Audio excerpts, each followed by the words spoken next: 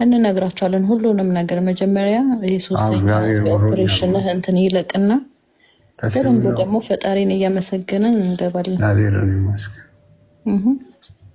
አዎ ስልሽ ምንም አይነት በሽታ አላደረገብኝም። ሌላ አይነት በሽታ ይሄን መናገር ትችላለህ።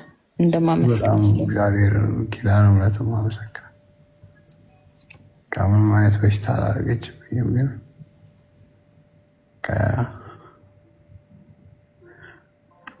ቆይኔ ላስረዳቸው ነገሩ ጋይስ በጣም ረጅም ጊዜ ሕክምና ስላልወሰደ አጥንቱ ተሰብሮ በስብሶ በጣም ብዙ እንትን ብሎ ነበርና ያ ነገር እነሱ ብዙ ጊዜ የሚያዩት እንደዚህ አይነት ነገር ሲፈጠር ያ ነገር ወደ ካንሰር ይቀየራል፣ ወደ አጥንት ካንሰር እና ያ ነገር አልሆነም። እነሱ ራሳቸው ግርም እስኪላቸው ድረስ እንዴት ያውቃሉ ስላቸው ያ ነገር ተፈጥሮ ወዲያውኑ ህክምናውን አልወሰድም እና ስለሚያውቁ እንዴት እንደዛ አልሆነም በጣም የሚገርም ነው እያሉ የነበረውና አሁን ቢያንስ ሁለቱን ኦፕሬሽን አድርጎ ጨርሷል። ሰኞ ቀን ነበር ሁለተኛውን ኦፕሬሽን ያደረገው። ሁለተኛው ኦፕሬሽን ሰኞ ቀን አለቀ። ዛሬ ትንሽ ደህና ነው፣ እያያችሁት ነው። ፈጣሪ ይመስገን። ምክንያቱም የመጀመሪያ ቀን በጣም ከባድ ነበረ፣ ሰኞ ቀን ማለት ነው። እና አሁን ደህና ነው ትንሽ። አሁን ደግሞ ቅድም እሱ እንዳላችሁ ሶስተኛ ኦፕሬሽን ያደርጋል። ግን ቀኑ ቁርጥ ተደርጎ አልተነገረንም። በዚህ ሳምንት ወይ ኔክስት ዊክ ነው እና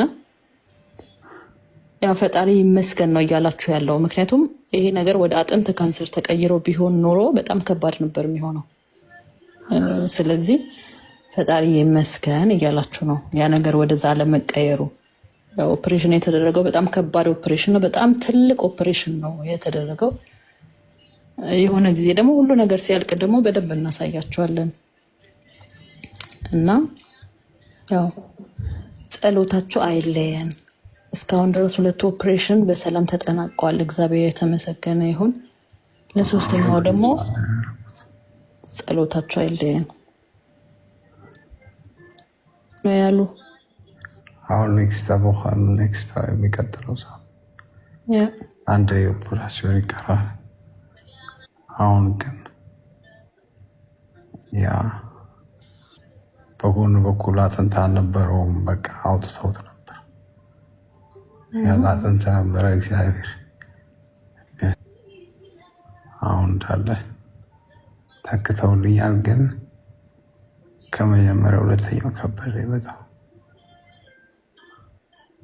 እንደውም እኮ በጣም ከባዱ እኮ የመጀመሪያው ነበር።